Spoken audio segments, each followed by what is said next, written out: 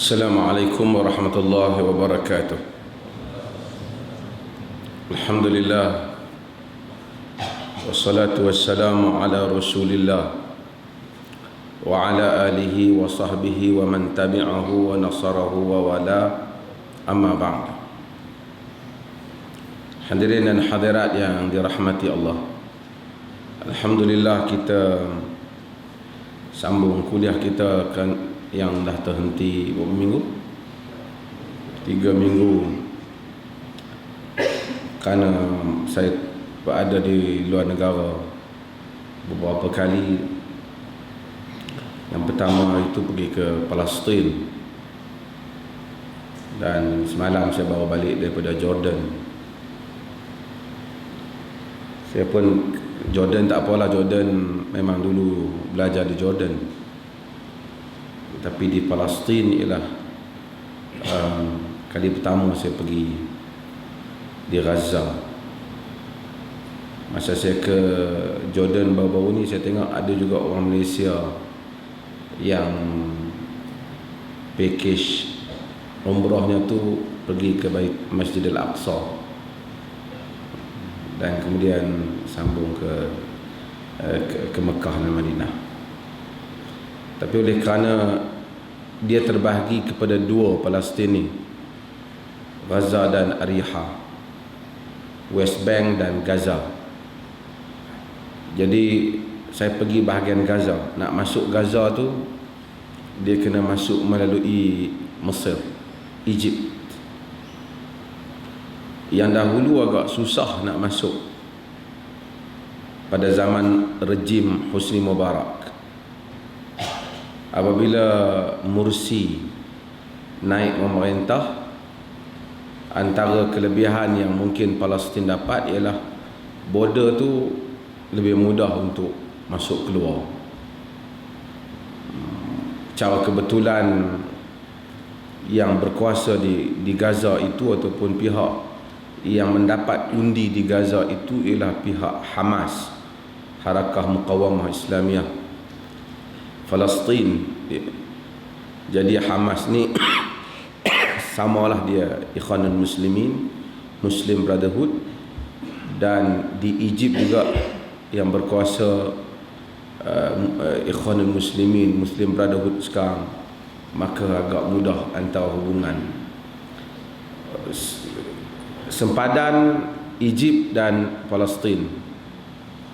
Walaupun dahulu sebenarnya walaupun border itu susah, tetapi antara dua negeri tersebut, dua negara tersebut, Gaza ni sempitnya, mungkin separuh perlis kot, tapi penduduknya padat, dia lebih kurang 2 juta. Antara dua sempadan itu banyak terowong bawah tanah. Mungkin nafak, dia ada banyak channel dia bawah tanah, yang mana terowong-terowong milik individu. Dia daripada rumah tertentu tembus ke rumah di negara yang sebelah. Mungkin 1 kilometer, setengah kilometer. Dan terowong tu dikatakan berjumlah 1000 terowong. Dan yang kata dia orang lah, yang boleh berfungsi mungkin lebih kurang 300. Satu-satu terowong setakat lori kecil boleh masuk dan keluar di sana. Dan siapa yang ada terowong tu dia kaya lah, pasal dia akan kenakan tol. Terowong ni peribadi lah, rumah ni korek, tembus rumah sana. Saya tanya lah, mereka tak bertemu tengah jalan kan? Tak tahulah macam mana, ada kot cara dia buat. Tapi orang masuk dan boleh keluar. Apabila berlaku kejatuhan Libya, banyak senjata-senjata yang bertebaran di Afrika dan Mesir, satu juzuk daripadanya, dan masuk ke Mesir. Dan senjata-senjata itu juga masuk ke Palestin, dijual di pasaran gelap dengan harga yang mungkin mahal. Maka orang Palestin ada senjata-senjata yang agak hebat juga lah, yang mereka beli di pasar gelap ni, yang barangkali masuk ke terowong tu, keluar ke terowong yang lain. Palestin dialah negara, dia di bawah Israel. Dia tidak ada tentera, ada polis Palestin, tetapi oleh kerana Hamas itu merupakan brigade jihad, ada tentera, maka apabila Hamas ataupun mereka menang pilihan raya, mereka bentuk wilayah di Gaza.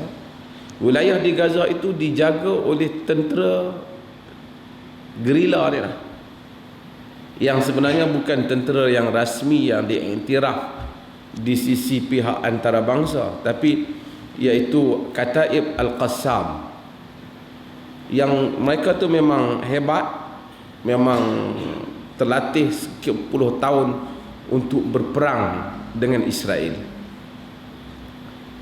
Dan saya pergi, saya jumpa, mereka sambut kita, sebab kita pergi rasmi. Masa hari awal pun timbalan Perdana Menteri dia sambut, dan kita juga jumpa hampir dengan semua menteri-menteri mereka.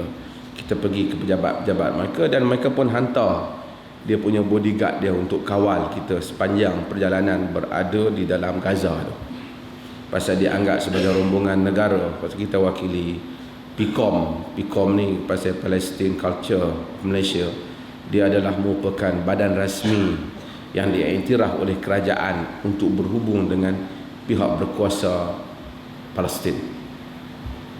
Jadi kita pergi ke sana, kita tak berapa ramai.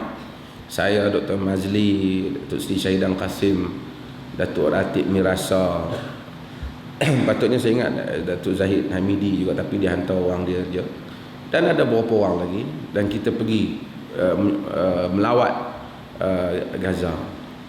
Dan saya ingat ada beberapa perkara saya sebut, beberapa tempat saya nak kongsi di sini.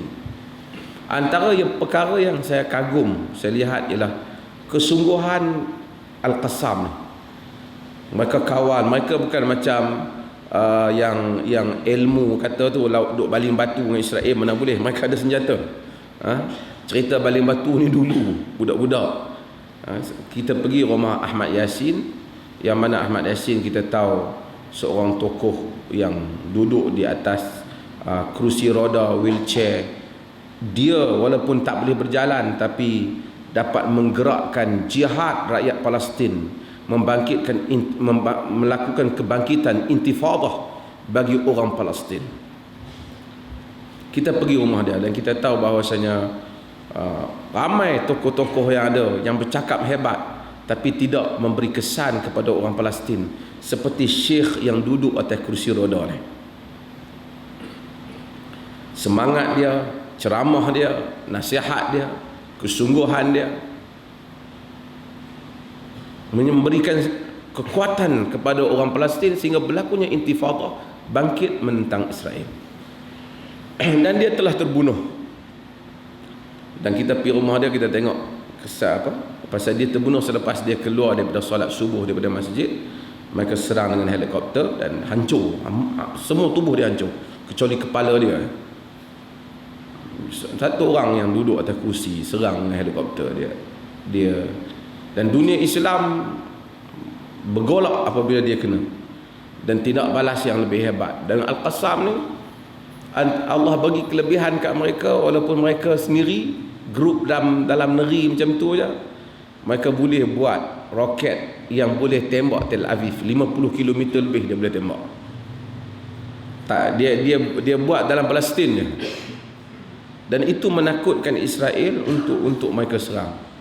Dan kita nak jumpa Al-Qassam, nak tengok dia tak bagi kita bawa apa-apa peralatan kita. Kita hanya boleh pergi tengok. Dia pun bagi tempat-tempat yang boleh tengok. Dia tu ada sentiasa dengan kita, tapi malam kita, siang dia pakai kot, pakai tie, malam dia pakai pakaian dia lah, pakaian perang dia lah.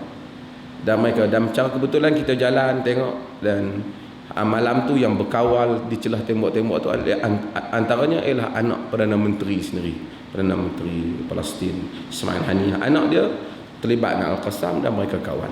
Israel kata mereka ada 20,000. Kita tak tahulah, kita tanya mereka tak pergi tahu lah. Dan kita tanya dia kata macam mana orang nak masuk Al-Qassam ni? Dia kata paling kurang dia kena hafal 1 juzuk Al-Quran. Dan dia tak boleh punting sampai seminggu sembahyang subuh berjemaah di masjid. Kalau tidak, kita pecat. Kalau merokok confirm tak boleh masuk, kata. Dia beritahu. Pak Haji Samad suka yang tu. Jadi hebat orang. Jadi tak padan kalau orang fatwa suruh dia lari keluar daripada Palestin. Dia pun kena berjihad di Palestin. Dia berpertahankan. Malam laut terbuka, Israel boleh serang bila-bila masa. Tapi Israel tahu bahawa kalau serang memang kena, tetapi mereka juga boleh lancarkan serangan mereka kena Tel Aviv. Dia orang dah tak kisahlah kalau kena apa pun. Dan kita pergi negeri yang sempit, penduduk yang ramai, orang Islam, kehidupan berjalan macam biasa. Saya suka satu benda yang saya sebut di beberapa tempat. Saya tengok antara benda yang bagus, mungkin belum masuk budaya buruk pada mereka. Walaupun Palestin ni kadang-kadang banyak juga persoalan dia, terutama orang luar bagi duit kepada Fatah, PLO dan seumpamanya, dan duit ni tak tahu ke mana. Tapi kita harap Hamas ni kita macam boleh dipercayai sikit lah, boleh dipercayai banyak lah kot. Jadi mereka berjuang. Kebanyakan pemimpin Hamas daripada Yasser Arafat yang dah tak ada, antara orang yang kaya dalam dunia ni. Mahmud Abbas ada kondo, ada istana mewah dia di Jordan. Dia duduk di sana. Yang bermati-matian rakyat Palestin. Tapi kita lihat Perdana Menteri dia Ismail Haniyah, dia duduk di kawasan pelarian. Rumah dia bersama dengan rumah-rumah pelarian. Rumah dia tu elok sikit lah, ada orang kawal lah. Tapi kawasan tu, kita masuk lorong tu, lorong yang buruk lah. Untuk sampai ke rumah dia pun di celahan rumah-rumah yang buruk itu adalah rumah dia teratur sikit lah. Tapi bukan dia duduk kawasan-kawasan mewah macam Perdana Menteri ataupun macam pemimpin Israel daripada pihak yang satu lagi. Ini antara benda yang saya rasa bagus. Orang awam dia tak minta sedekah. Kita pergi tengok, biasa Datuk Seri Syahidan dia suka bagi duit ke orang daripada Perlis sampai ke Gaza. Dia memang bagi ke orang tepi jalan dia jumpa. Tapi mereka tak datang berpusu-pusu minta. Pergi bagi di tangan, mereka ambil. Walaupun kita bagi di hospital, dia apa, sedikit ada pride, ada maruah mereka, sebab mungkin disebabkan lama mereka berperang. Dia tak macam negeri sebelah dia, Mesir. Pantang bukan apa pantang orang bagi, orang tak bagi pun tipu di tangan dia. Mesir dengan penipuan adik-beradik tak boleh dipisahkan. Walaupun ada orang baik, tapi sebab tu kadang-kadang saya sebut menghantar pelajar-pelajar ke Mesir ni mungkin boleh kot untuk belajar benda-benda tertentu, tapi untuk mempelajari budaya tak ada. Di airport penipu, di mana-mana tipu bukan tipu terang-terang. Kita bagi barang semua tak lulus, melainkan kena bagi tip, minta terus duit kita. Kalau tidak semua benda sangkut. Dan ada je peluang bas tak boleh jalan, apa semua tak boleh jalan, kena bagi tip baru boleh jalan. Tapi jiran dia yang berperang di sebelah tu tidak pula ada macam tu. Dan Mursi menghadapi keadaan yang gawat di Mesir sekarang ni, dan kita tahu itu juga pengajaran kepada gerakan Islam yang mungkin saya akan sebut pada tempat yang lain. Tapi saya lihat di Palestin, dan ramai orang Malaysia pergi. Malaysia antara negara yang memberikan perhatian kepada Palestin ni, bagus lah. Ada orang komplain Perdana Menteri Malaysia pergi, saya tetap bagi markah dia pergi, saya puji dia pergi. Tak apalah orang kata ni ada tujuan politik. Orang politik buat kerja apa pun ada tujuan politik. Semua orang politik sama. Bagi bangku kat masjid pun tulis sumbangan ikhlas. Sumbangan ikhlas tapi tulis daripada daun sekian-sekian. Kita nak buat apa dia? Orang politik. Tapi dia pergi memberikan kesan kepada rakyat Palestin bahawasanya macam dunia mengiktiraf mereka dikala bangsa-bangsa bersatu semua tak mau mengiktiraf mereka. Ada negara yang bukan Arab yang jauh mari mereka. Sedangkan negara Arab sendiri tak datang, melainkan Qatar saja yang datang. Negara lain tak datang. So kita yang bagus kita puji. Dan kita tahu pihak pembangkang juga lepas daripada bagi, dia pun bagi sumbangan. Baguslah. Jadi Palestin dapat. Palestin dapat. Dan satu perkara yang saya nak sebut ialah tentang Mesir. yang bergolak. Kita sampai tu, saya pun tak pergi ke Kairah sebab demonstrasi besar 25 Februari mengenang Thawrah Sya'biyah ataupun kebangkitan rakyat Mesir menggulingkan Husni Mubarak. Mereka gulingkan Husni Mubarak dan mereka ganti dengan Mursi. Yang Mursi itu barangkali ketika itu mereka tidak ada pilihan. Yang menggerakkan demonstrasi itu sebenarnya bukan Ikhwanul Muslimin, orang awam, kemudian Ikhwan terbabit. Kemudian mula-mula Ikhwan kata dia tak mau hantar wakil jadi presiden, dia tak akan ini, tak. Akhirnya dia terlibat, dia jadi presiden. Dan bila Ikhwan datang ke tempat sebagai presiden Mesir, harapan rakyat Mesir besar. Dan yang menggulingkan Husni Mubarak macam-macam orang. Geng liberalnya, pro baratnya, LGBT-nya, semua terbabit. Semua orang kata dia terbabit dalam menggulingkan. Dan apabila Ikhwan pergi ke tempat itu, mereka dapati Ikhwan tidak memenuhi inspirasi yang mereka nak. Saya tengok di dalam TV kritikan-kritikan mereka. Dahulu sama-sama mereka menentang Husni Mubarak kerana menghalang kebebasan bersuara. 200 hari Mursi memerintah, berbagai-bagai akhbar diambil tindakan kerana menghina presiden. Yang mereka kata lebih teruk daripada Husni Mubarak pada mereka. Ramai penulis yang tidak dibenarkan. Ramai keputusan-keputusan Mursi tidak dipercayai oleh mereka. Mereka kata ini bukan keputusan sya'ab, rakyat. Ini keputusan Maktabul Irsyad ataupun keputusan mursyid, yakni keputusan Majlis Syura Ikhwan. Jadi Mursi bukan betul-betul merintah, Ikhwan yang memerintah. Dan mereka semua angkat slogan anti Ikhwan, bakar pejabat Ikhwan. Dia kata Al-Maidan milian-milian bidunil Ikhwan, dataran tetap penuh walaupun tanpa Ikhwan. Dan Ikhwan tertekan. Dan pemimpin Ikhwan sendiri berpecah. Ramai tokoh-tokoh yang berpengalaman dalam Ikhwan kata jangan pergi ke jawatan presiden, biar orang lain dulu.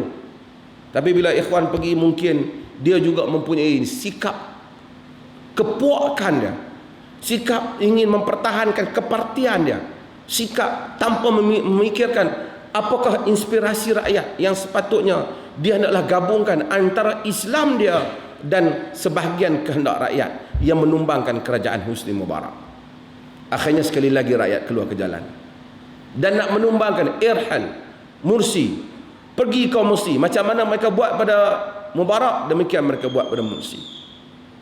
Dan mereka menganggap Mursi mengkhianati tujuan mereka melakukan revolusi untuk menghalau Husni Mubarak. Mursi menjadi rejim baru yang mana mengenakan banyak tindakan. Ramai orang yang dipukul, mati, cedera, nampaknya tak diambil tindakan setakat hari ini. Mereka kata sama juga dengan Husni Mubarak. Ini menjadi pengajaran kepada gerakan Islam, bahawasanya mereka jangan fanatik kumpulan mereka, jangan fikir nak buat hak parti mereka mahu saja. Sebab tu Nabi SAW apabila deal dengan orang lain, Nabi buat perjanjian Hudaibiyah. Perjanjian Hudaibiyah yang membabitkan pihak yang lain, sahabat tak setuju. Sebahagian daripada isi kandungan perjanjian tu, anahnu ala haqqin wa hum ala al-batil. Tidakkah kita ini benar, mereka itu salah, wahai Rasulullah? Rasulullah kata ya. Tapi buat apa buat perjanjian macam ni? Nabi suruh mereka tanggalkan pakaian umrah mereka. Kita tak payah buat umrah tahun ni. Sahabat tak mau. Umar bangkang Nabi SAW. Ummu Salamah nasihat Nabi. Rasulullah mulakan dulu Rasulullah. Rasulullah tanggal baru sahabat lain ikut. Sehingga Umar kata perkataannya berat pada Nabi. Tidakkah engkau Rasulullah? Bukan kau Rasulullah? Dia tanya sampai dia tak puas hati kerana berjanji, nak berjanji dengan Quraisy. Tapi Nabi SAW menyatakan aku hanya menunaikan perintah Allah. Perjanjian Hudaibiyah yang dianggap sebagai berat sebelah oleh para sahabat, tetapi ia menguntungkan Islam dalam jangka masa panjang. Kegopohan Islam mempunyai sikap politik yang tersendiri. Dan sekarang berlaku di Tunisia sedikit sebanyak, tapi Ghanouchi lebih agak sederhana daripada Mursi. Mursi lebih kelihatan macam nak mengikhwankan Mesir. Itu yang tak dapat diterima oleh mereka. Maka kata mursyid, la hukmus sya'ab. Ini adalah undang-undang mursyidul am, bukan, ini adalah pemerintahan mursyidul am, bukan pemerintahan rakyat. Dan kita kena tahu, mana-mana saja gerakan Islam yang sampai ke kerusi pemerintahan melalui tahalluf yang seperti ini, gabungan seperti ini, dia akan menerima nasib yang sama jika dia tidak bijak bermain politik. Jika dia tidak mempunyai ufuk siasi, pandangan, worldview, siasah yang luas dalam memahami percaturan politik yang Islam nak, antara mafsadah, antara kerosakan dan kebaikan. Panjang ceritanya dan saya nanti tak habis buku itu. Bab tahrim isti'mali ina'iz zahab wa ina'il fiddah fil akli wasyarabi wat taharati wasairil wujuhil isti'mal. Bab pengharaman menggunakan ina'iz zahab wa ina'il fiddah. Ina ialah pekakas ataupun bekas, utensil made of gold and silver, bekas yang dibuat daripada emas dan perak, dalam makan, minum dan bersuci dan segala isti'mal. Bersuci pun tak boleh.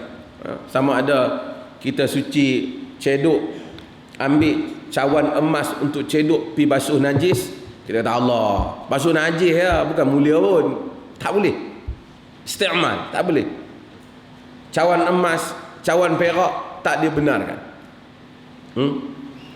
Okey. Ataupun ambil wuduk. Dalam bekuk kita kata wuduk ni satu benda yang mulia. Bubuh air di dalam bekas emas untuk berwuduk. Apa hukum? Wuduk sah, tapi penggunaan itu haram.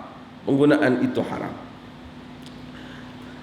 An Ummi Salamah radhiyallahu anha, daripada Ummi Salamah radhiyallahu anha, anna Rasulullah sallallahu alaihi wasallam qala, Rasulullah sallallahu alaihi wasallam bersabda, alladhi yashrabu fi aniyatil fiddah innama yujarjiru fi batnihi nari jahannam, muttafaqun alaih. Wa fi riwayatin li Muslim innal ladzina ya'kulu aw yashrabu fi aniyatil fiddati wadh-dhahab. Daripada Ummu Salamah radhiyallahu anha bahawa Rasulullah sallallahu alaihi wasallam bersabda, orang yang minum di dalam bekas perak sesungguhnya menggelegak di dalam perutnya neraka jahanam. Hadis ini muttafaqun alaih, riwayat Bukhari dan Muslim. Dalam riwayat Muslim disebut mereka yang makan dan minum di dalam bekas perak dan emas, menggelegak dalam perutnya api neraka. Api neraka. Saya nak sebut beberapa pendetailan tentang hal ini. Banyak hadis-hadis yang menunjukkan bahawasanya diharamkan kita menggunakan bekas atau minum dan makan dalam bekas emas dan perak. Al-Imam Nawawi rahimahullah kata bahawasanya kaum muslimin telah ijma', telah sepakat diharamkan makan dalam bekas emas dan perak kepada lelaki, untuk lelaki dan juga perempuan. Kau orang kata orang perempuan tak apa kot, emas boleh perempuan pun haram. Dia boleh guna barang perhiasan emas, tapi dia tak boleh makan, dia tak boleh minum dalam bekas emas. Hal dia dengan lelaki dalam masalah ini sama. Hal dia dalam lelaki masalah ini. Walam yukhalif fi dhalika ahadun minal ulama illa ma hakahu ashabuna al-iraqiyun anna li Syafi'i qawlan qadiman annahu yakrah wa la yuhab. Dia kata tidak ada siapa yang khilaf pendapat ini di kalangan para ulama, melainkan di kalangan ashab kita, yakni di kalangan ulama-ulama Syafi'i di Iraq, di mana mereka menyatakan pada Imam Syafi'i itu, bagi Imam Syafi'i itu ada qaul qadim. Imam Syafi'i ini ada qaul dia qaul qadim dengan qaul jadid. Qaul qadim ketika dia berada di Iraq. Kemudian apabila dia pergi ke Mesir, dia mendapat maklumat yang baru, dia melihat suasana yang baru, dia berjumpa dengan tokoh-tokoh yang baru seperti Lais bin Sa'ad. Masa dia di Iraq, dia sebelum tu dia berguru dengan Imam Malik dan dia pergi juga ke Yaman. Kemudian dia berguru juga, dia berjumpa dengan beberapa tokoh seperti Muhammad bin Hasan Al-Syaibani daripada mazhab Hanafi, dan kemudian dia jumpa dengan Imam Ahmad, dan dia ada pandangan-pandangan dia yang tersendiri ketika dia di Iraq. Ini dia panggil mazhab qadim, mazhab lama Imam Syafi'i. Kemudian apabila dia berpindah ke Mesir, di Mesir Al-Imam Syafi'i rahimahullah, dia jumpa dengan anak-anak golongan yang pro mazhab Malik. Bila Imam Syafi'i masa hari awal dia sampai ke Mesir, dia disambut mesra oleh anak-anak murid Imam Malik, sebab mengenangkan dia anak murid besar Imam Malik. Tapi lama kelamaan dia mula bertentangan, mengeluarkan fatwa yang bertentangan dengan pendapat Imam Malik, guru dia sendiri. Apatah lagi mula-mula dia sabar, lama-lama dia mula bertentangan, dan pertentangan tu sengit sehingga berlaku ketegangan aliran. Dan Imam Az-Zahabi sebut dalam Syiar A'lamun Nubala, sebut Tuhan, moga Allah ampunkan kedua-dua belah pihak. Sakan lawan. Terutama apabila Imam Syafi'i tahu orang-orang di Maghrib ambil kopiah Imam Malik tak di depan untuk semayang istisqa, semayang minta hujan. Pasal dia kata ni nampak sakan ni. Jadi Imam Malik fanatik tinggi sangat, dan dia puji Lais bin Sa'ad. Lais bin Sa'ad adalah ulama yang mazhabnya ada mazhab Lais bin Sa'ad. Cumanya dia agak tidak terkenal disebabkan tak banyak orang tulis tentang mazhabnya. Tapi dia kata Lais bin Sa'ad ada fiqh dia yang mungkin tak ada pada orang lain. Jadi dia telah ubah banyak pandangan dia. Mazhab yang baru itulah yang dinamakan dengan qaul jadid ataupun mazhab jadid bagi Imam Asy-Syafi'i rahimahullah ta'ala. Jadi dia ada qaul qadim dengan qaul jadid. Qaul qadim, qaul jadid kata haram. Qaul qadim dia dulu kata makruh. Umpamanya dalam masalah ni, haka al-iraqiyun, mereka kata dia kata bahawasanya ini makruh kerana untuk mengelakkan sama dengan orang kafir je. Untuk mengelakkan sama dengan orang kafir. Imam Syafi'i Imam Syafi'i dia pun meninggal di Mesir, ada kubur dia di Mesir. Cuma kita kalau pergi Mesir jangan percayalah kawan duduk di kubur tu kata ni bekas tapak kaki Nabi, ziarah kubur Imam Syafi'i. Punyalah pada-pada kalau nak temberang pun.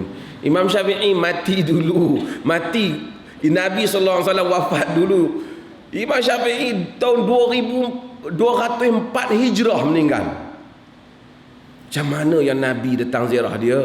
Kalau dia pergi ziarah kubur Nabi benar sabar. Tapi nak tunjuk hebat fanatik mazhab ni, nak kira Nabi ziarah dia walaupun Nabi mati dulu. Macam tu fanatik mazhab punya teruk. Waktu mari ada penceramah mana ni cerita ceramah, saya pergi tengok kubur Imam Syafi'i. Yang dia orang, Imam Syafi'i itu Nabi pun ziarah dia masa mati. Punya langok. Imam tu tak ada masalah, imam besar lah Imam Syafi'i rahimahullah.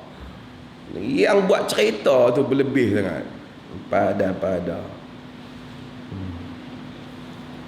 yang sahihnya kata yang sahih bahawasanya makan dan minum, walaupun ada pendapat itu bahawasanya makan dan minum, ada pendapat dalam Al-Mughni sebut bahawasanya Muawiyah bin Qurrah kata tidak mengapa minum dalam bekas perak, dan Al-Imam Syafi'i qaul bahawasanya menyatakan ia makruh, tidak haram, kerana yang dilarang itu kerana tak mau bagi menyerupai orang kafir saja, maka dengan itu taklah sampai kepada peringkat haram.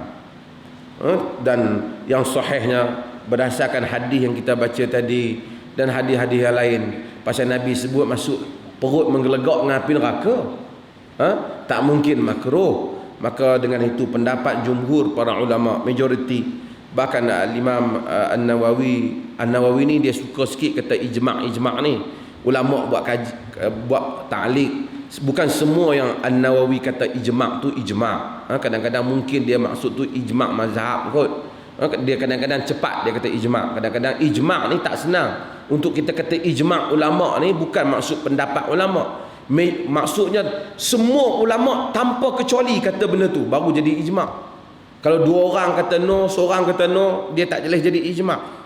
Sebab orang kata kita ni walaupun tak ada hadis tak ada, tapi pakailah ijma' ulama'. Kita tanya ijma' ulama' apa? Pendapat ulama'. Yang tu satu lagi ngok. Itu bukan pendapat ulama'. Itu maksudnya ijma' kesepakatan semua mujtahidin, ahli ijtihad.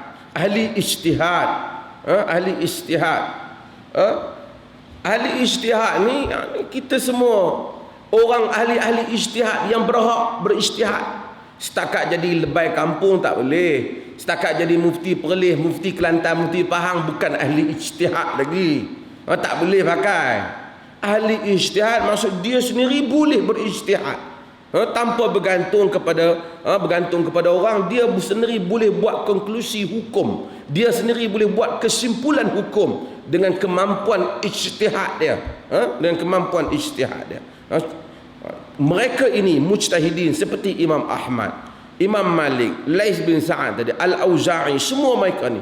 Jika mereka ini pada satu zaman, pada zaman mereka hidup, kesemua mereka bersepakat di atas satu hukum dan tidak ada seorang pun di kalangan ulama yang berbagai-bagai aliran, berbagai-bagai pandangan, berbagai-bagai bentuk mazhabnya, berbagai-bagai negaranya kata sama dalam satu hukum.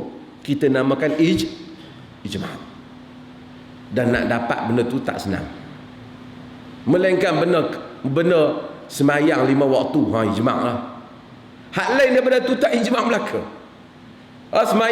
Semayang 5 waktu ijma'. Puasa Ramadan ijma'. Benda-benda yang terang ijma' lah. Haram arak ijma' lah. Yang lain walaupun ada kitab tulis Maratibul Ijma', ramai ulama ta'liq balik di atas sebahagian yang dikatakan ijma'.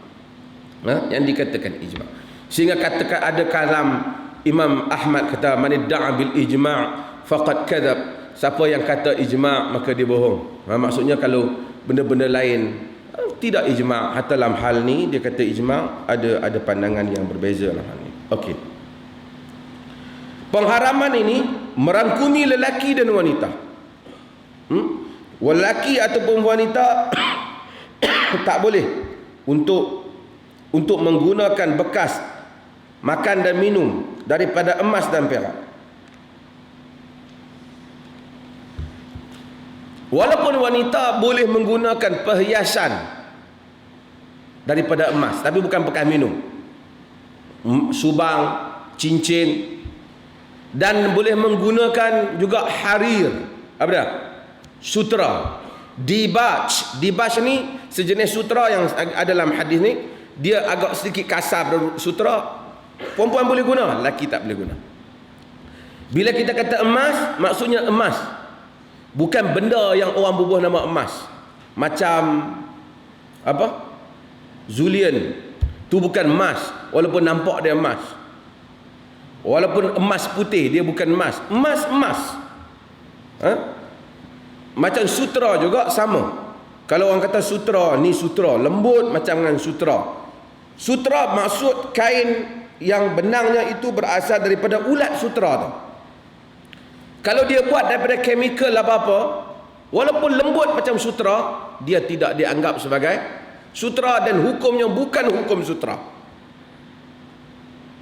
Ada orang dia telah pergi buang semua necktie dah pasal daripada sutra. Kita tanya sutra betul kan? Dia kata lembut macam sutra. Tapi dia kata kawan tu kata sutra tiruan. Sutra tiruan bukan sutra. Tak termasuk dalam hukum ni. Wanita boleh pakai subang, boleh pakai apa saja perhiasan. Hidung ni ke dia nak tindik emas, dia boleh untuk suami dia. Tidak ada masalah. Ulama-ulama menghalalkan untuk wanita pakai perhiasan emas. Walaupun Al-Albani memberikan pandangan yang agak janggal apabila dia menyatakan haram juga wanita memakai zahab muhallaq, memakai emas bergelung sebagai perhiasan. Dia haramkan. Tapi pendapat Albani ini dalam hal ini tertolak, pendapat ini tidak diterima, kerana memang ulama-ulama sejak dahulu dalam majlis-majlis Nabi, wanita memberikan, sedekahkan ataupun memberikan pada jalan infak fisabilillah perhiasan daripada apa yang mereka pakai. Ternyata mereka memakai emas dan perak. Dan Albani ada pandangan dan ada alasan dia. Saya tak menafikan, ada pandangan. Dia tulis dalam Adabuz Zifaf, dia pertahankan pandangan dia bahawasanya wanita tidak boleh memakai hiasan emas yang bergelung, yang bergelung. Kalau macam subang telinga tu dia berbulat, tak boleh. Kalau tak bergelung tak apa. Dan pandangan Albani ini dianggap antara pandangan yang tidak diterima dalam hal ini. Itu pun tidaklah menjadikan dia sesat. Pandangan tidak terima dalam fiqh, biasa pandangan tak diterima. Dan kita tahu, walaupun dia kata ijma', ada qaul di kalangan Iraqiyun yang sebut bahawa Imam Syafi'i kata emas dan perak minum hanyalah makruh, dan itu pendapat lama dia. Okey.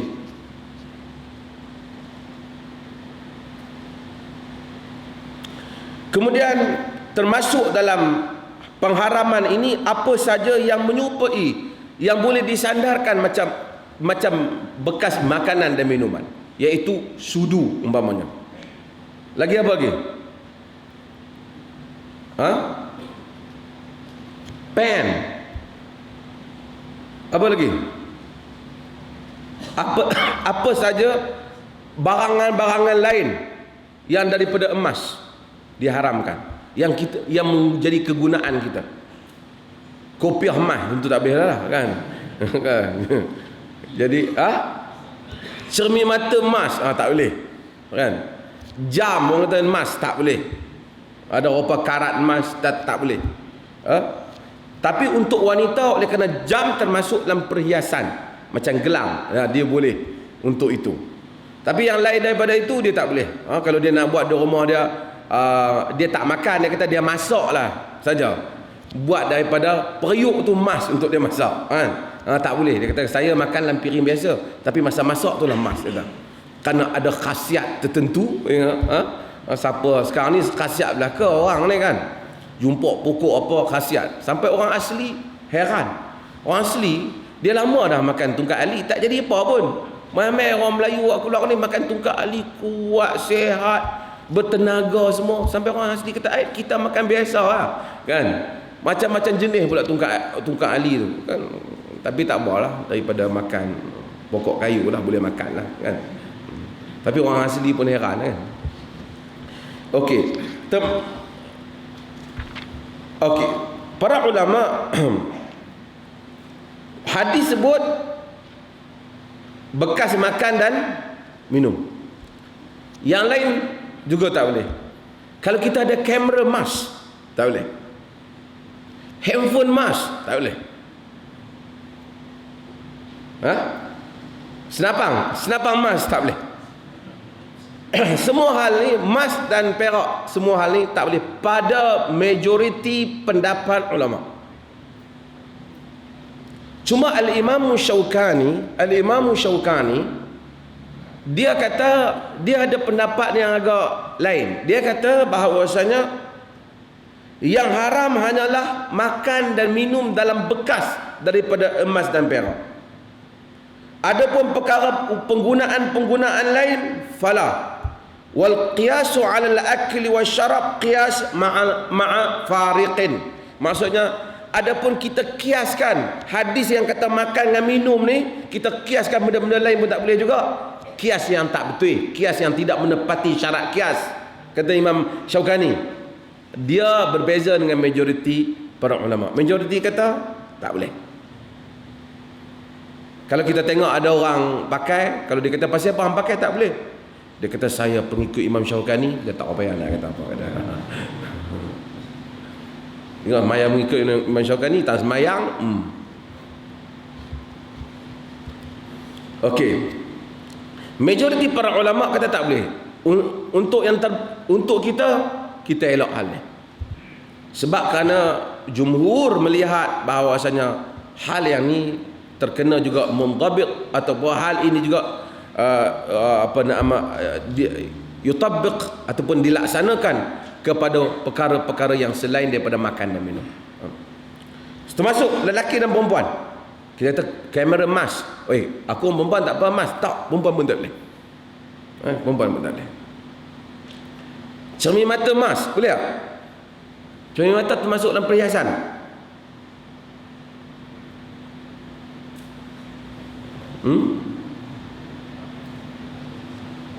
Itu kena pisemok lagi, termasuk perhiasan ke setakat penggunaan biasa. Kalau wanita anggap itu satu perhiasan dia untuk suami dia, maka ia dibolehkan. Tapi biasanya mata bukan perhiasan. Mata tak kelabu pakai orang. Okey. Kenapa ia diharamkan? Kenapa dia diharamkan? Ulama-ulama khilaf tentang masalah kenapa dia diharamkan. Sebahagian mereka menyatakan dia diharamkan kerana emas dan perak tu sendiri memang haram. Untuk lelaki dan perempuan, untuk makan dan minum memang diharamkan.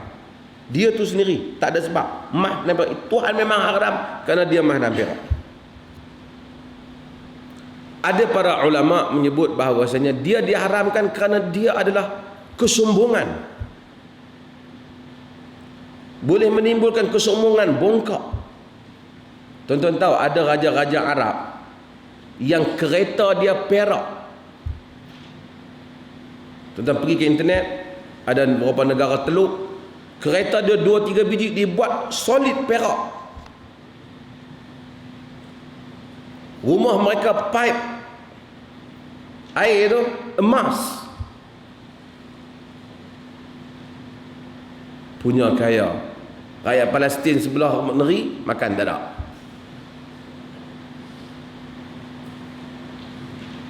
Arab ni hak negeri kaya-kaya. Tuan-tuan pergi kat Dubai, tuan-tuan pergi kat Qatar, kaya. Dubai tu kadang-kadang kita tengok macam hamba abdi pula banyak pada orang rakyat. India banyak. India semua duduk tengah panas, naik pengangkutan awam orang-orang Arab hak kaya tak naik. Mana ada pengangkutan awam dia bah? Hak lain kaya. Rakyat lebih kurang 200-300 ribu. Selebihnya sampai 300-400 ribu, 500 ribu pekerja. Kaya. Negeri hak merempat macam Mesir, miskin, kotor, semua cukup. Pengurusan teruk. Jordan elok sikit tapi tak apa nak jauh dari Mesir pun.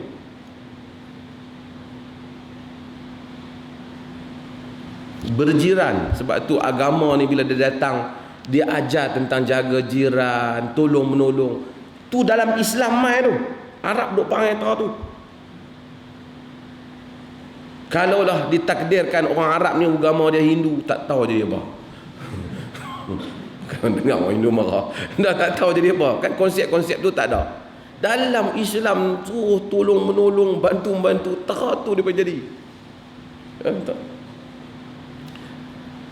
Kata pendapat yang satu lagi, diharamkan kerana khuyala dan kerana saraf wa khuyala, kerana benda ni berlebih-lebihan dan sombong.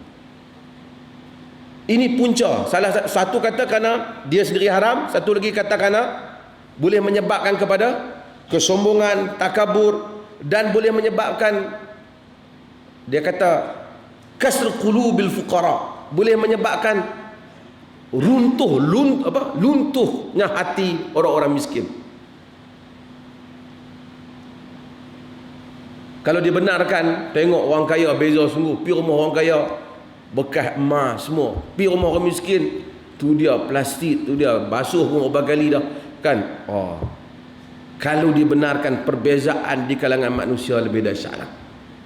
Dan barang emas ni, sebahagian para fuqaha menyebut kerana emas ni Allah mau dia jadi barang yang beredar, jadi wang, dia jadi dirham, dia jadi dinar. Dia barang-barang yang beredar. Bila dia beredar di kalangan manusia, semua dapat guna.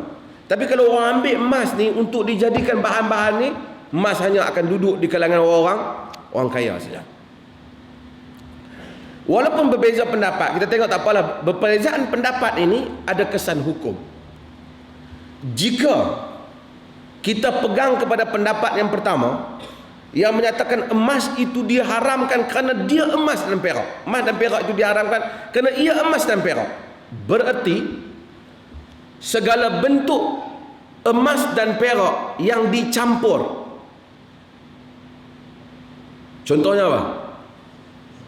Suasa yang bercampur kerana dalam itu ada unsur emas dan perak, maka dia adalah haram. Kalau kita pakai illah, punca hukum tu yang pertama.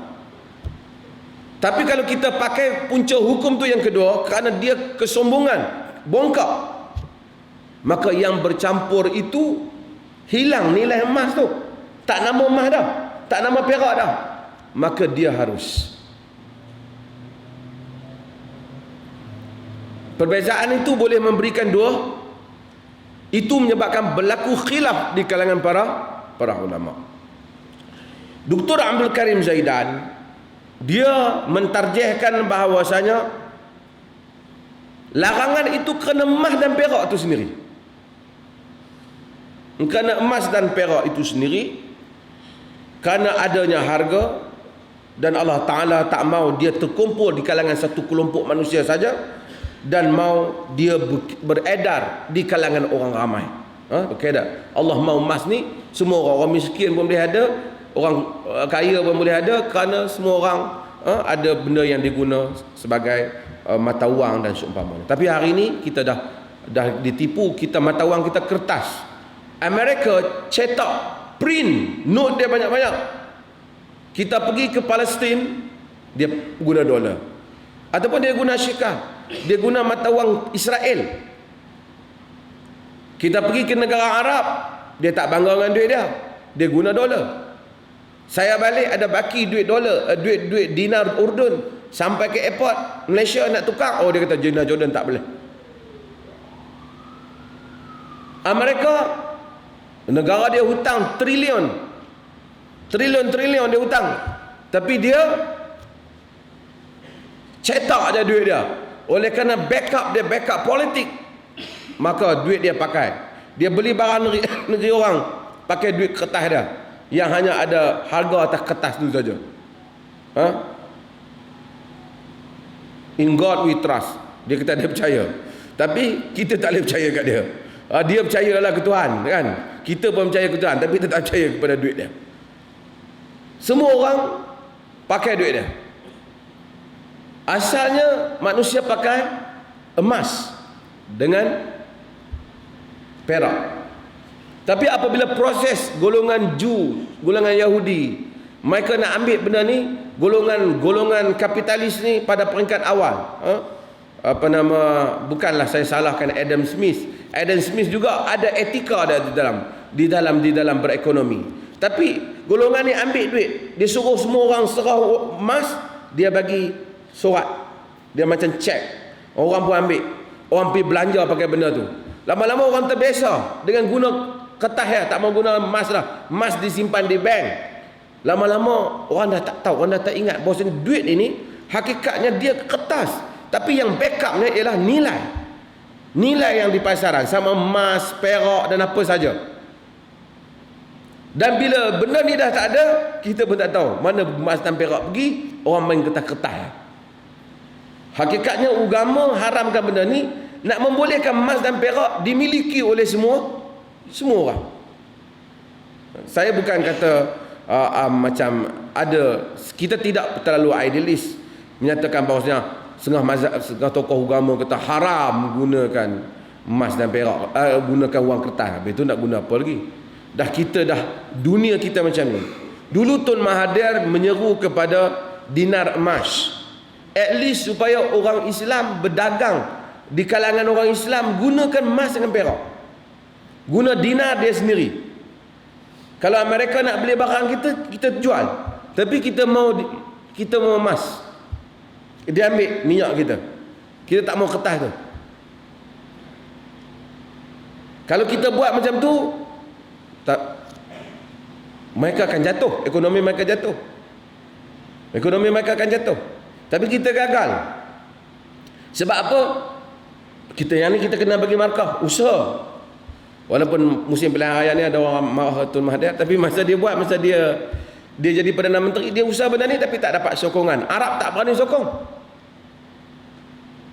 Dia walaupun Kelantan keluarkan dinar emas, tapi dia sebenarnya bukan tatbik, dia bukan setakat itu. Dia tatbik bagi perniagaan, bagi peringkat dunia Islam. Akan berkesan. Iran, Malaysia, tak, kerana Iran dia ada, itu dia orang buat contoh Iran, dia ada susu, dia ada apa, dia ada keju, dia ada apa. Negara lain yang mana ada barang jual kat kita, kita bayar emas. Kita jual kat dia bayar emas. Orang barat nak berniaga kita, mari emas. Jadi dia tak boleh cetak duit tak kertas je. Kertas tak laku, kita tak mau, kita mau emas. Maka siapa yang simpan emas, emas ni berharga. Yang selalu kita sebut, kan? Harga nilai itu berada di dalam value of the money is in the money. Harga value dia tu duduk dalam benda dan emas tu sendiri. Kalaulah kita ni katalah bawa emas seruncang hilang dalam hutan, 200 tahun kemudian baru orang jumpa mayat kita, emas tu ada lagi, emas tetap boleh pakai. Tapi kalau ada datuk nenek kita 70-80 tahun dulu hilang dalam hutan, bawa segundi duit Jepun kan zaman tu, balik orang ambil duit ni pergi jual kat museum je lah. Orang tak boleh pakai. Kertas dia tak ada value. Kertas tak ada value, tapi emas ada value. Emas ada value. Bila-bila pun dengan perak. Sejak zaman dulu sampai hari ni orang berkelahi, berebut emas, orang nak emas. Sebab agama menyatakan emas, sebab tu dia suruh dia haramkan supaya dia jadikan emas ini beredar di kalangan semua manusia. Kemudian ulama berbeza pendapat. Kalau sekiranya boleh tak digunakan emas dan perak ini untuk perkara-perkara yang bukan perhiasan penggunaan. Contohnya, kita buat benda perhiasan. Kita ada kuda emas. Ataupun kita ada apa? Rumah hiasan daripada emas. Orang masuk rumah kita banyak bunga emas. Apa? Pokok emas. Boleh ataupun tidak? Perkara ini khilaf di kalangan para ulama untuk, dan ada yang melarangnya dan ada yang membenarkannya. Di dalam dinakalkan qaul di dalam mazhab al-Imam Syafi'i dan juga pendapat dan sebahagian ulama-ulama mazhab Syafi'i, ada yang menyatakan haram, ada yang menyatakan makruh.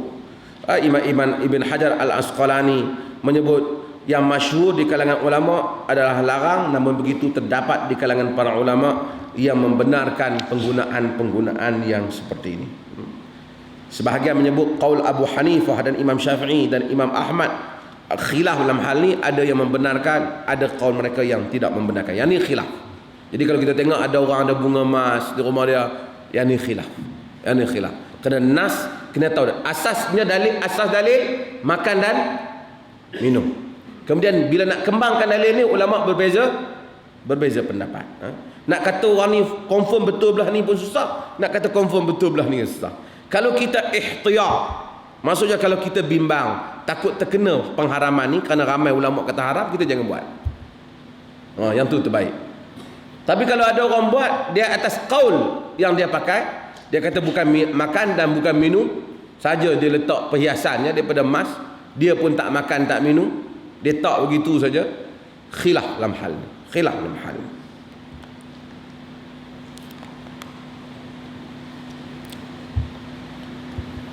Abdul Karim Zaidan, dia bila sebut, dia tahqiq dalam masalah ini, dia berpendapat, dia menyokong qaul jumhur yang mengharamkan emas dan perak kepada semua benda, melainkan hanyalah untuk perhiasan wanita, cincin lelaki, ataupun bekas makanan, minuman yang pecah yang ditampung dengan perak. Kerana ada hadis Nabi, kerana bekas Nabi pecah ditampung sedikit dengan perak. Itu pun para ulama kata kalau nak minum, elakkan daripada air itu kena belah perak, minum bekas belah lain, supaya itu untuk tampungan saja.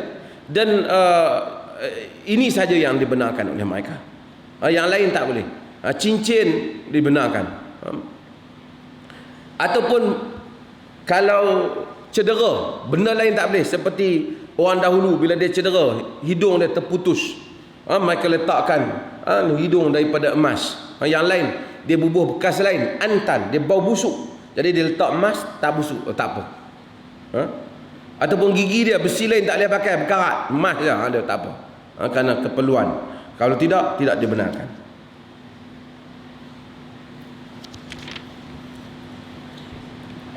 Okey.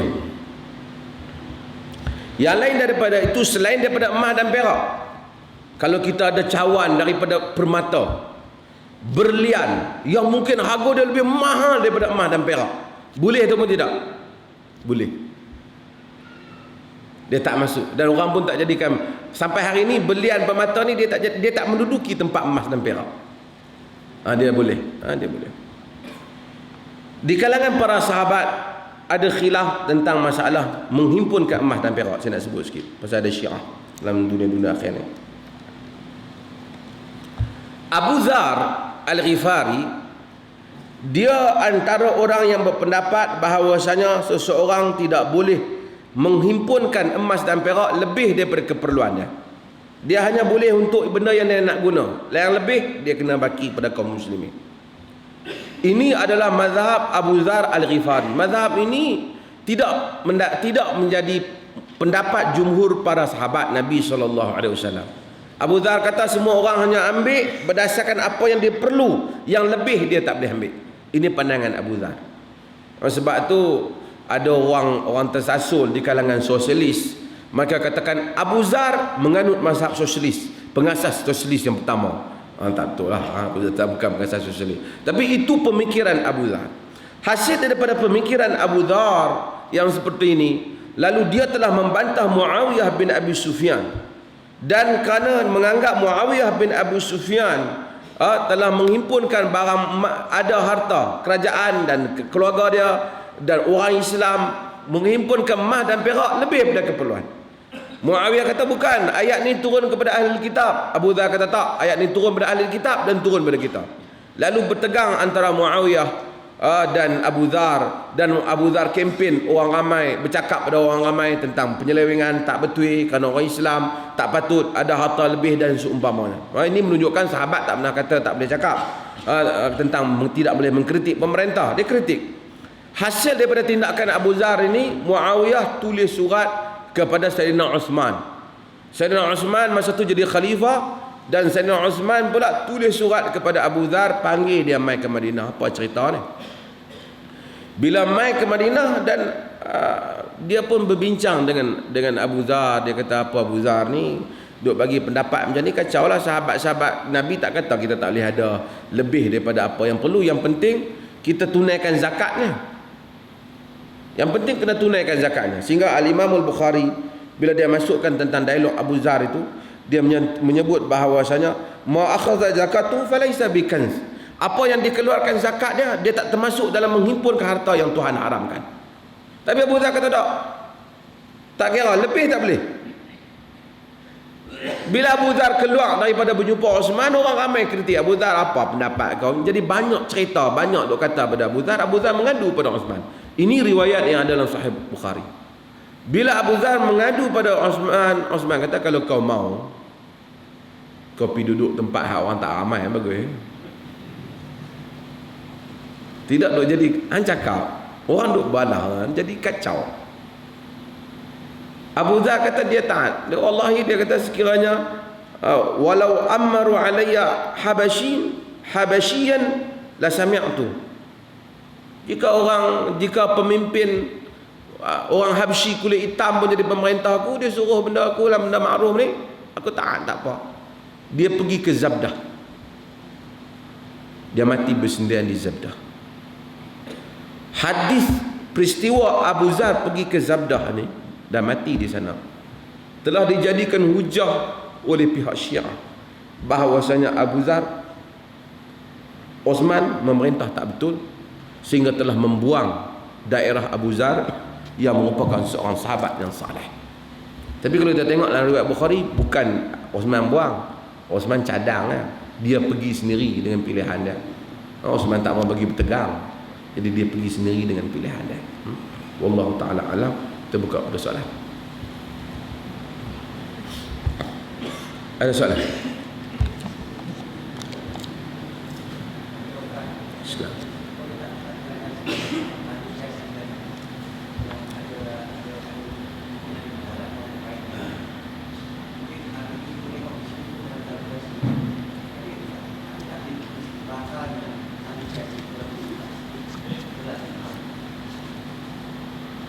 Saya bukan nak ulah masalah tahaluf siasi.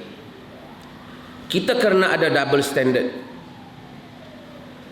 di kalangan gerakan Islam, maka orang kadang-kadang keliru. Jadi ini mesti dibaiki. Masa orang lain bekerja sama dengan parti-parti bukan Islam, kadang-kadang kita kata haram. Bila mari time kita nak kerjasama, kita kata boleh pula. Maka orang jadi keliru lah. Sepatutnya kita adil. Masa awal kita buat keputusan kata boleh dengan syarat-syaratnya. Tapi awal-awal kita kata tak boleh, siapa duduk sekali, kerjasama sekali, masuk neraka. Bila time kita nak kerja, kita kata tak. Dalam Islam ada bab tahaluf siasi. Ini mengelirukan orang. Kita cakap di atas ilmu. Supaya jangan double tongue. Jangan kita ada dua lidah. Ilmu kata apa? Boleh ke tak? Patutnya kita kata boleh dengan syarat-syaratnya. Hari ini kita tak dengar lagi orang kata kerjasama dengan parti bukan Islam jadi syirik. Dulu orang kata. Sebab apa? Pasal dia tak kerjasama. Mursi. Dengan kita hormati kehendak Islam dia bagus. Tapi kita tak boleh masa kita tak memerintah, kita kata kita negara ini hendaklah memberikan kebebasan kepada rakyat. Rakyat hendaklah dibenarkan untuk bersuara. Tapi bila kita naik merintah, sesiapa yang bersuara berarti menentang para ulama. Sesiapa menentang para ulama, maka hukumnya berdosa. Kat kita tak boleh, kat orang boleh. Ini adalah pemikiran golongan yang ingin menjadikan negara sebagai negara mullah. Kalau perkara yang tak pernah digunakan oleh Abu Bakar, Umar dan Uthman, apabila Abu Bakar naik, dia tak pernah kata bahawasanya aku sahabat Nabi. Bila Nabi masuk dalam gua, Allah Ta'ala firman, idh huma fil ghar idh yaqul li sahibihi la tahzan innallaha ma'ana. Jangan kamu berduka cita, Allah bersama dengan kami. Allah bersama dengan kita. Allah sebut aku dengan Nabi. Idh huma, ketika mereka berdua di dalam gua, ketika dia berkata pada sahabatnya, jangan kau bersedih kerana Allah bersama dengan kita. Nabi sebut tentang Abu Bakar, kalau ditimbang iman penduduk Madinah dengan iman umat ni dengan iman Abu Bakar, berat iman Abu Bakar. Lau kuntu muttakhidan khalilan lattakhadtu Abu Bakrin khalila. Lau kuntu muttakhidan khalilan lattakhadtu Abu Bakrin khalila. Jika aku orang yang boleh mengambil kekasih, aku ambil Abu Bakar sebagai kekasih. Macam mana Ibrahim alaihissalam menjadi kekasih Tuhan. Sayang kat, tapi Abu Bakar bila naik memerintah kata, in ata'tullaha wa rasulahu fa'inuni wa in asaitullaha wa rasulahu fala tuti'uni. Jika aku taat pada Allah dan Rasul, maka tolong aku. Jika aku derhaka pada Allah Rasul, jangan taat ke aku. Dia tak kata, ni hampa kenal aku siapa? Kenal siapa kalangan kita yang lebih dekat dengan Nabi dibanding aku? Tak ada. Kok dia kata ni hampa kenal, ni aku Habib Indonesia ke Habib Yaman nak menjangkal belakangan ni. Habib ni kan, geng-geng Habib man. Habib ni bukan semualah, sebahagian Habib ni orang duk mari kat Malaysia ni, ada yang bagus-bagus lah, wallahu alam lah. Tapi dia tak kau ramai Habib tempatan. Kalau Habib ni kerana dia bukan sebahagian tu bukan dia tu kuat, hujah ilmu dia hebat dah. Orang kata dia hebat kerana dia keturunan Nabi semua. Jadi dia kena ramai yang luar. Kalau ramai sini kita tahu daripada kecil dia punya perangai. Jadi dia tak hebat lah. Jadi ramai yang luar, ramai dah turun-turun kapal terbang, orang duk habang kata sakti kono pegang yang tu. Jadi orang kita budak-budak muda sebahagian yang suka. Ini keturunan Nabi, ramai orang keturunan Nabi ni. Raja Husin, Raja Abdullah Jordan itu keturunan Nabi juga. Islam bukan isu keturunan. Islam isu amalan, penghayatan. Kalau amal bagus, keturunan Nabi pula, alhamdulillah lah, ilmu bagus. Sebab itu kalau tidak, orang lantik Sayyidina Ali jadi khalifah dalam Sunni. Dia lantik Abu Bakar. Kalau ikut keturunan kena lantik Ali. Bila Syiah main ke tanah air kita kuat, angin Syiah kuat, main angin Habib pula, dia ngam dua tu. Yang ni langkah setapak jadi Syiah, turun setapak jadi Habib.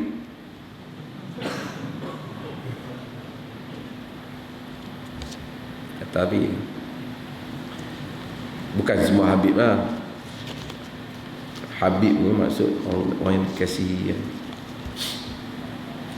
Abu Bakar tak pakai benda tu. Sayyidina Umar naik. Sayyidina Umar tak kata, Assalamualaikum, ni saya jadi khalifah ni. Tuan-tuan kakak, tuan-tuan kenal saya? Kan? Tentu zaman tu tuan-tuan tak kata lah. Tuan-tuan pernah tengok muka saya dalam TV kadang-kadang kan? Tak ada lah. Kan? Kenal saya? Nabi kata kalau syaitan lalu satu lah, Umar lalu salaka Umar fajjan salaka syaitan fajjan akhar. Kalau Umar lalu satu lorong, syaitan lalu lorong lain. Syaitan pun takut kat aku. Kau hampa nak cabar aku jadi khalifah. Umar tak kata, in ra'aitumuni i'wijajan faqawwimuni. Jika kamu tengok aku salah, betulkan aku. Ini konsep yang dipegang oleh pemikiran Sunni, sehingga golongan Syiah mempengaruhi Iran, lalu mewujudkan konsep wilayatul faqih, ketaatan kepada pemimpin, kepada mursyid, ataupun ketaatan kepada ayatullah, berarti ketaatan kepada Al-Mahdi yang dijanjikan. Maka apa-apa saja keputusan yang disebut oleh ayatullah ataupun naibul imam tidak boleh dipertikaikan. Pemikiran ini masuk ke dalam sebahagian gerakan Islam yang menganggap perkataan pemimpin yang dianggap sebagai ulama atasan tidak boleh dibantah, walaupun ternyata tak betul, tak boleh bantah. Sebab dia macam tadi Khomeini ya, dia tak sebut, tapi inilah konsep yang dikata pemikiran mullah, pemikiran ayatullah, pemikiran wilayatul faqih. Pemikiran ini tak patut wujud.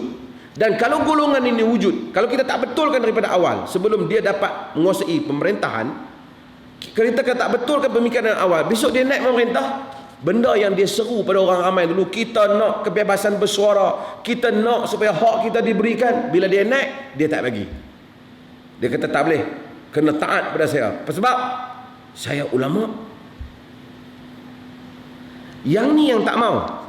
Yang ni yang rakyat Mesir, walaupun mereka liberal ke apa, Mursi patut fikir dalam negara demokrasi bahawasanya rakyat berhak bersuara, bukan demokrasi di bawah pemerintahan Islam. Hatta khalifah tu seperti Abu Bakar dan Umar, rakyat tetap boleh bersuara. Kalau rakyat, dan apabila Mursi baru-baru naik, dan Mursi ini dia support oleh sebahagian kelompok Salafi tertentu, baguslah Salafi tu di sudut semayang dia, tapi bila mai kepada pemikiran, mereka bagi fatwa, dan fatwa itu disiarkan, saya tengok dalam TV. Bagi mereka yang menentang kerajaan Mursi, ditangkap, dipenjara dan boleh dibunuh kerana menentang ulil amri. Lalu geng-geng demonstrasi kata, Mubarak tak buat keluar fatwa ni, Mursi buat keluar. Bukan Mursi buat keluar, ni hak nak sokong dia ni. Macam kita, hak nak sokong ni, hak lebih lajak. Idza buya khalifatain, bila dibai'ah dua khalifah, bunuh yang satu lagi. Hadis pi buah tempat tak betul. Sedangkan kerangka kerajaan sudah berbeza. Dan ini pengalaman gerakan Islam, bahawasanya mereka kena berfikir Islam berpegang pada janji. Sebab tu dia kena lihat semula kerangka apa yang hendak dibentuk oleh kerajaan Islam. Dia janji, yang penting kita menegakkan keadilan. Adil yang arti kata Islam boleh bersuara, orang Islam boleh berdakwah, dan orang lain kalau nak dakwah juga, mereka mesti bersedia menghadapi hujah-hujah Islam, bukan menghadapi pedang-pedang Islam.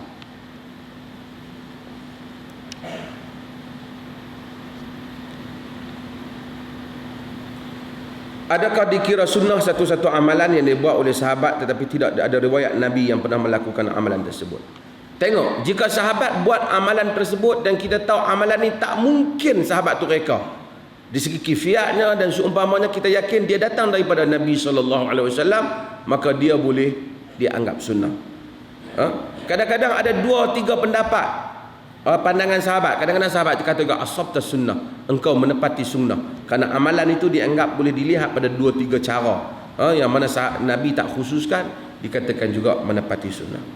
Amalan tabi'in tertentu, kalau amalan itu bukan ibadat khusus, umpamanya khilaf dalam masalah. Umpamanya jika sahabat umpamanya khususkan hari Khamis, seperti Abdullah bin Mas'ud, dia hari Khamis dia jadikan hari untuk dia bagi kuliah. Sahabat minta supaya bagi tiap hari. Abdullah bin Mas'ud riwayat Bukhari kata dia tak mau, kerana Nabi elakkan benda ni. Kerana Nabi mengelakkan sa'amah, Nabi mengelakkan bosan. Kalau tak hari kuliah bosan. Jadi dia pilih hari tertentu. Kita tak, bukanlah sunnah untuk kita pilih hari itu mesti hari Khamis. Kalau kita nak pilih memang tak apa, tapi yang penting kita elakkan bosan. Yang tu konsep yang dia bawa yang betul. Ataupun kadang-kadang ada beberapa benda yang sahabat buat kerana dia rasakan itu mendekatkan diri dia kepada Allah Azza wa Jalla. Satu orang boleh buat walaupun dia tidak semestinya. Umar bin Khattab runtuh di hadapannya Rum dan Parsi. Tapi Ibn Abbas kata, kita tengok Umar ni, di belakang dia banyaklah tempat tampungan baju. Baju dia bertampung-tampung, tapi dia meruntuhkan Rum dan Parsi. Tapi kalau dengan kekuatan dan kehebatan, izzah dia pergi ke Baitul Maqdis, Amr bin As, Khalid Al-Walid, Muawiyah bin Abi Sufyan, Abu Ubaidah Al-Jarrah, mereka sambut dia. Mereka heran, tengok orang semua tunggu, orang Kristian semua tunggu nak serahkan kunci Masjid Al-Aqsa, kunci Baitul Maqdis kepada Umar bin Khattab radhiyallahu. Dia pergi dengan khadam dia khalifah. Tentera dia sampai ke sana tu, atas pada Jordan ni, daripada Madinah, berapa hari nak kena berjalan. Dia naik, khadam dia tarik. Sampai sekat jalan, dia suruh khadam dia naik, dia tarik. Sampai dekat dengan Masjid Al-Aqsa, orang duk tunggu semua ke Baitul Maqdis. Giliran khadam dia naik, dia tarik. Dia tak naik, tarik. Sebab tu sahabat kata, ya Rasul, wahai Amirul Mukminin, tak seronok kalau orang-orang kafir tengok macam ni. Tapi itulah yang kita tahu, yang Umar jawab, nahnu qaumun a'azzana Allah bil Islam. Kita adalah kaum yang Allah muliakan dengan Islam. Famahma nabtaghil izzati bighairi ma a'azzana Allah adallana Allah. Jika kita mencari kemuliaan selain daripada apa yang Allah muliakan kita dihina oleh Allah. Hebat. Dia pergi ambil kunci Masjid Al-Aqsa, kunci Baitul Maqdis. Kami tidak kunci Baitul Maqdis, kunci kota. Hebatlah dia. Izzah Islam. Kita orang Islam macam tu. Tapi kalau kita orang Islam sekat baju je tu koyak, hak lain semua hilang, nak buat apa? Kan? Tengok aku baju macam Sayyidina Umar, tapi tanah hilang, negeri hilang, semua orang ambil. Sayyidina Umar baju bertampung tapi negeri orang semua duduk bawah dia. Baju dia buruk tapi kerajaan dia kuat. Ni kerajaan dah teruk, baju buruk. Jadi apa lagi yang tinggal? Sebab tu kita kena balance, imbang benda macam ni. Ada benda yang orang boleh ambil, tapi kena lihat kepada kesesuaian antara amalan sahabat. Umar bin Khattab dia ada durrah. Dia jalan, dia ada satu tungkat. Ramai juga gubernur-gubernur dia pukul dengan tungkat tu. Orang tahu dah kalau dia main, kalau dia angkat tu pukul. Tu khalifah zaman tu.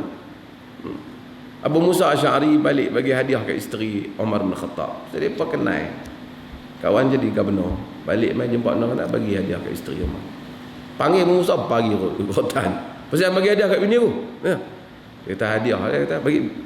Dia pagi. Tak boleh. Dia tak boleh, jangan bagi hadiah pada isteri khalifah. Tapi kita tak sesuai, zaman berubah. Kalau Perdana Menteri bawa tongkat tu pukul, hilang undi. Kalah menyengit, dah kat nak kalah lah.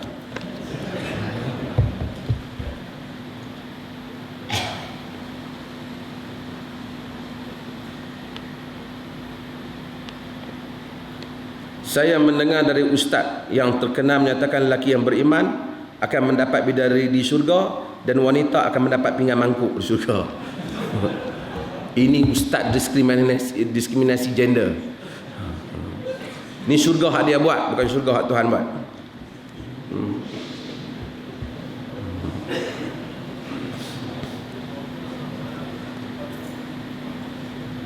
Ustaz ni terkenal bukan tanda dia pandai.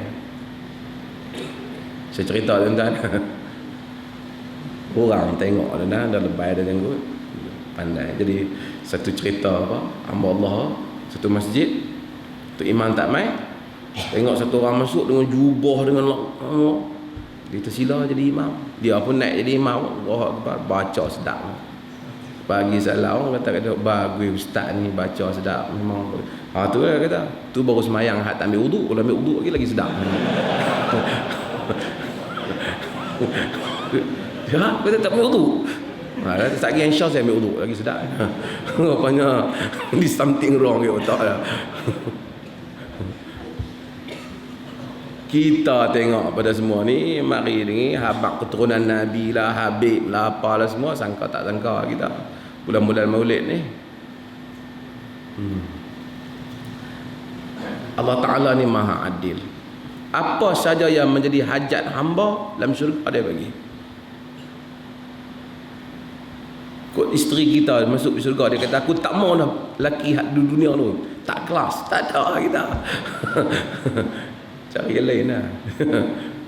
Takkan Allah Ta'ala ni bagi kat lelaki saja. Allah Ta'ala balas lelaki dan perempuan. Cuma macam saya sebut, bila dia sebut Al-Quran ni sopan, dia santun. Kalau kita habaq kat lelaki, kalau awak buat baik, nanti saya akan carikan kekasih yang sesuai, yang cantik untuk awak. Bila sebut kekasih ni, dia ada sikit unsur seks. Akan bagi bidadari. Maksud unsur tu unsur seks. Kalau bidadari di syurga kerjanya setakat nak pergi cuci kasut kita pun tak mahu kan. Jadi unsurnya unsur seks, ada hubungan seks. Tapi kalau Quran sebut untuk wanita-wanita diberikan, lelaki-lelaki, dia benda tu macam dalam satu kesopanan, dia macam tak berapa cantik. Maka dia tak perlu mention benda tu. Dia hanya bagi tahu apa yang lelaki dapat, dia dipenuhi oleh perempuan. Kita pun kita tak tawar. Unsur itu kita tak sebut terang-terang pada wanita. Lelaki mungkin melawak macam tu. Perempuan yang sopan tidak. Perempuan yang sopan tidak. Maka Quran dia menyebut apa yang lelaki dapat, dia perolehi juga oleh perempuan. Dia santun. Artinya orang perempuan dia tak mau supaya kalau orang perempuan dapat berapa orang sekali satu malam dia tidur dengan perempuan, dia tak mau benda tu mai.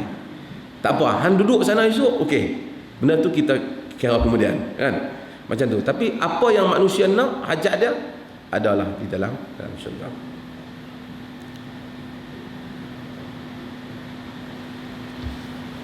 Hatta di syurga dia tak ada kepingan mangkuk dari syurga. Di syurga apa saja. Kalau dia di dunia dulu memang kaki pinggan mangkuk, bedah pinggan mangkuk, dia tak ada masalah. Apa saja hajat insan, dia kata. Sehingga dia subhanallah. Dalam hadis kata Allah kata tamanna ya abdi. Allah kata sebut hajatmu. Hamba ni sebut hajat dia sampai tak ada hajat dah dia di dunia. Dia hajat di syurga. Dalam sebahagian hadis kata Allah Ta'ala kata, tidakkah dulu kau nakkan ini wahai hamba aku?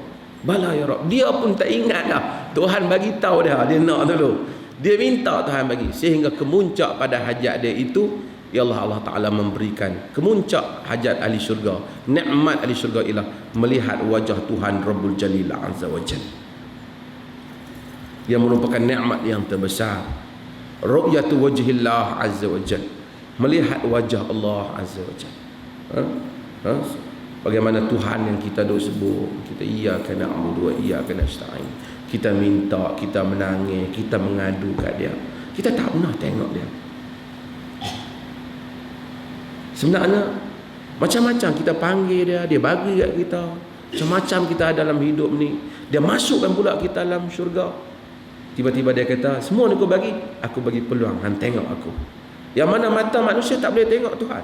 Tapi dalam nikmat syurga, antara benda yang ahli sunnah beriman, bahawasanya seseorang akan melihat Tuhan, orang yang beriman akan melihat Tuhan di dalam syurga.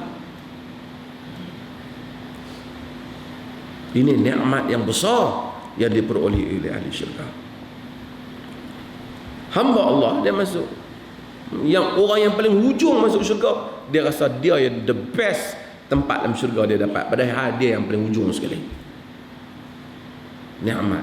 Sehingga dalam sebahagian hadis disebut tentang orang yang masuk syurga itu, mereka itu ada taswiq, mereka tu pergi ke pasar. Sehingga ulama kata, kenapa Allah buat pasar dalam syurga? Kerana orang ni memang suka pergi berjalan membeli belah. Kan? Bukan ada pasal apa pergi.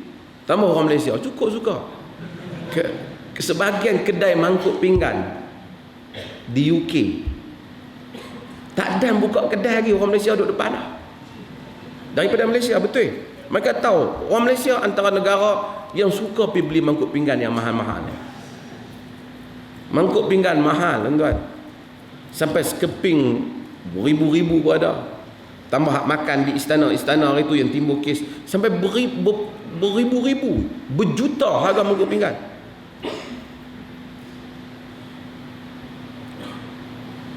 Orang suka membeli. Kita pengenalan macam terapi orang ni. Duit ada, dia boleh suruh khadam dia boleh suruh orang gaji dia pergi beli. Tak, dia sendiri pergi tengok yang tu manusia suka. Allah tahu tabiat manusia, dia buat supaya manusia boleh membeli dalam syurga sebanyak-banyak yang dia mahu. Ya amat, tamanna ya abdi. Minta wahai hamba, minta apa lagi nak? Tak kurang daripada kebesaran kerajaan Allah Azza wa Jalla.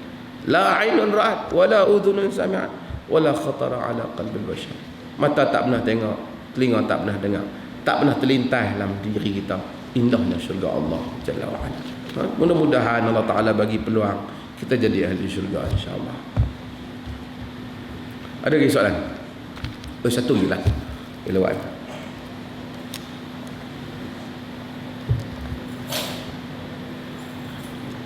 Terima kasih. Kalau tak ada, terima kasih banyak. Mudah-mudahan Allah Ta'ala rahmati kita. Sekian. Wassalamualaikum warahmatullahi wabarakatuh.